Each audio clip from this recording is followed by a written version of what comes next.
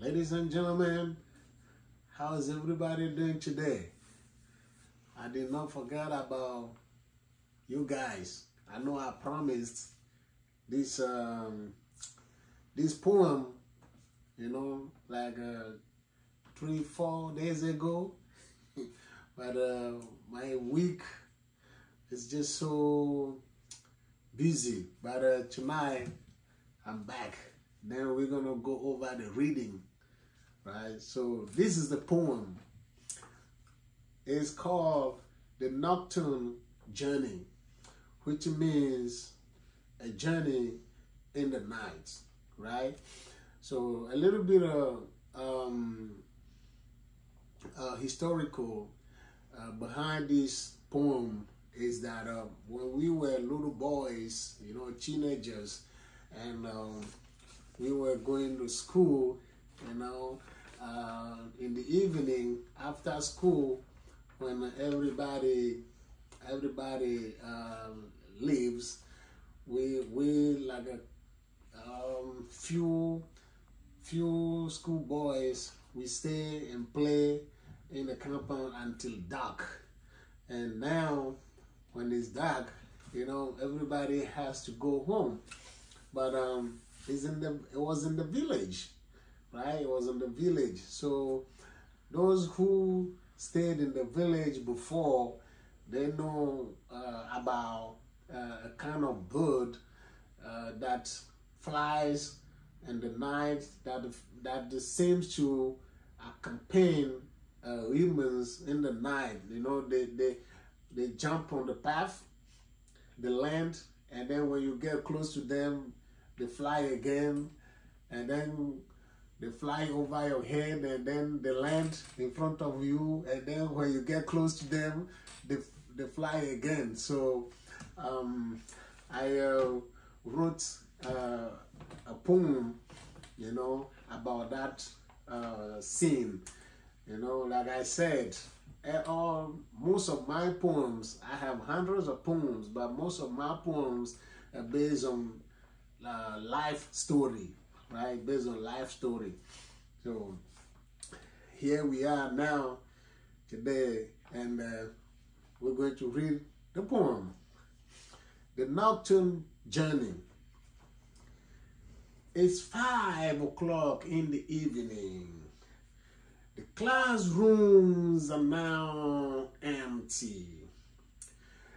A few classmates and I are still playing in the compound. I look around and barely see the horizon.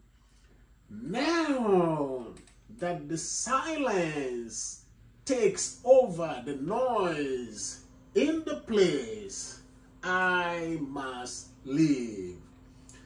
I must go back to my dwelling far on the other side of the river.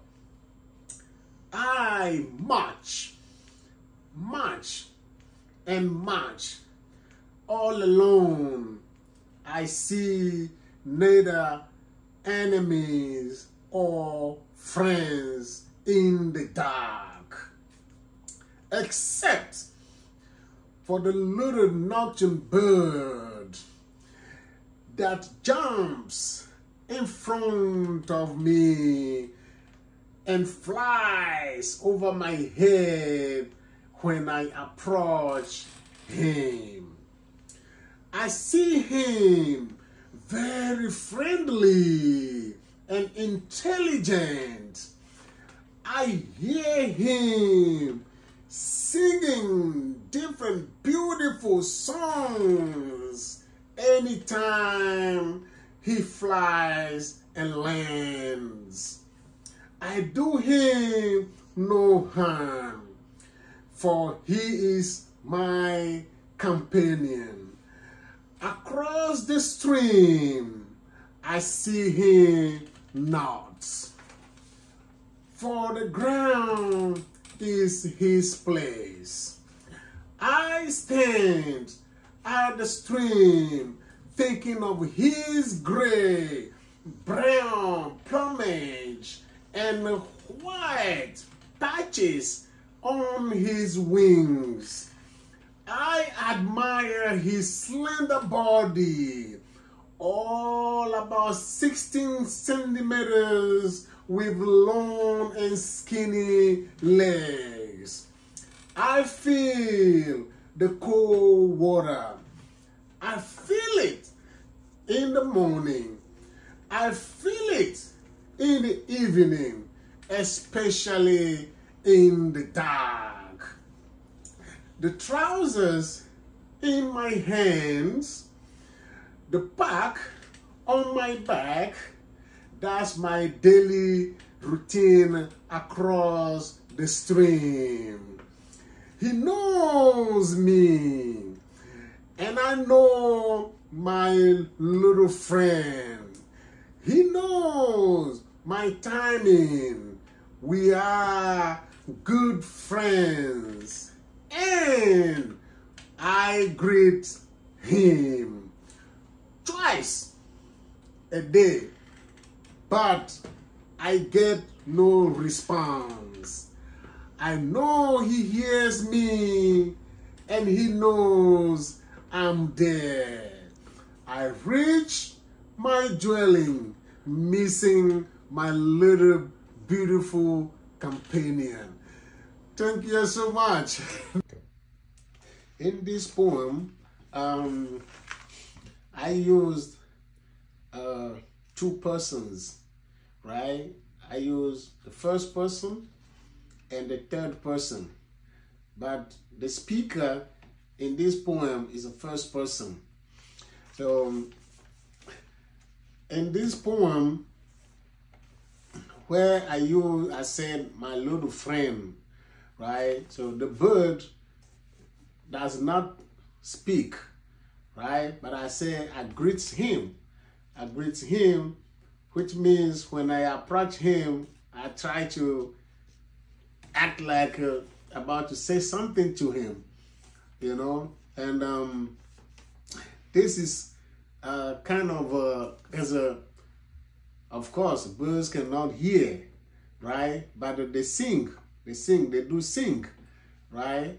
So I use kind of a little metaphor in between this scene, right? In between this scene. And when we go a little bit further, where I said, okay, let me just put it this way. My place in the village, from my place in the village to my school, there is a little river, a kind of stream that we need to cross, you know, in and out when going to school and when coming back from school. Then when I said the trousers in my hand, so some people may question how come the trousers in my hands. But this is what happens. When we go into school and we get to the stream, you know, we have to take the trousers off and just have our shorts on, because we cross the stream on foot, right? We cross the stream on foot. Just like when we are coming back, we cross the stream again on foot. There is no any kind of boat, you know, to take us across the stream. So we have to cross it on foot. So that's why I said the back in my pack, the trousers in my hand.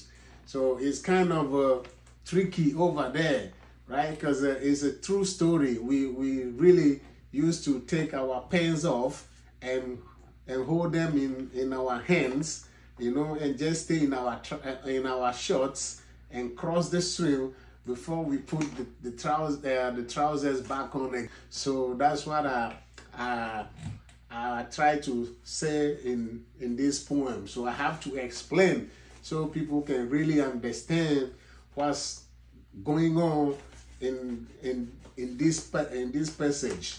So thank you guys so much, and keep on the look for the poem number 4. This is number 3. So bit by bit, we're going to finish all my poems. And I keep writing. I'm still writing. Thank you so much. Bye-bye.